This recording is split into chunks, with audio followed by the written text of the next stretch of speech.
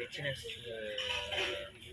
ರೀತಿಯಲ್ಲಿ ಮಳೆ ಆಗಿರೋದು ಮತ್ತು ನೇತ್ರಾವತಿ ನದಿಯಲ್ಲಿ ಹೆಚ್ಚಿನ ಮಟ್ಟಕ್ಕೆ ನೀರಿನ ಮಟ್ಟ ಹೆಚ್ಚಾಗಿರುವಂಥ ಹಿನ್ನೆಲೆಯಲ್ಲಿ ಬಂಟ್ವಾಳದಲ್ಲಿ ಕೆಲವು ಕಡೆ 4 ಕಡೆ ಮನೆಗಳಲ್ಲಿ ನೀರು ನುಗ್ಗಿರುವಂಥ ಘಟನೆ ಆಗಿರುತ್ತದೆ.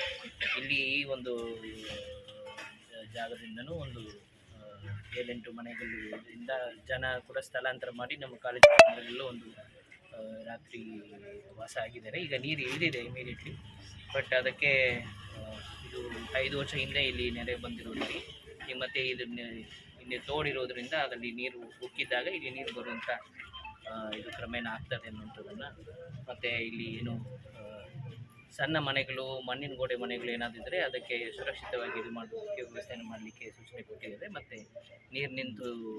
ನೀರಿನ ನುಗ್ಗಿರೋದಕ್ಕೆ ಪರಿಹಾರವಾಗಿ ಒಂದು ಮನೆಗೆ 10,000 ಕೊಡುವಂಥ ಏನು ವ್ಯವಸ್ಥೆ ಇದೆ ಅದನ್ನು ಕೂಡಲೇ ಮಾಡಲಿಕ್ಕೆ ವ್ಯವಸ್ಥೆ ಮಾಡಲಾಗಿದೆ.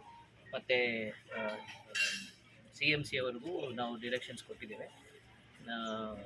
ಇದು ಇಮಿಡಿಯೇಟ್ಲಿ ಕ್ಲೀನಿಂಗ್ ಮಾಡುವಂಥದ್ದು ಮತ್ತು ಔಷಧಿ ಹೊಡೆಯುವಂಥದ್ದು, ಬೇರೆ ರೀತಿಯಲ್ಲಿ ರೋಗ ಹರಡದ ರೀತಿಯಲ್ಲಿ ನೋಡ್ಕೊಳ್ಳುವಂಥ ವ್ಯವಸ್ಥೆಯಲ್ಲಿ ಮಾಡಲಿಕ್ಕೂ ಸೂಚನೆಗಳನ್ನ ಕೊಟ್ಟಿದ್ದೇವೆ.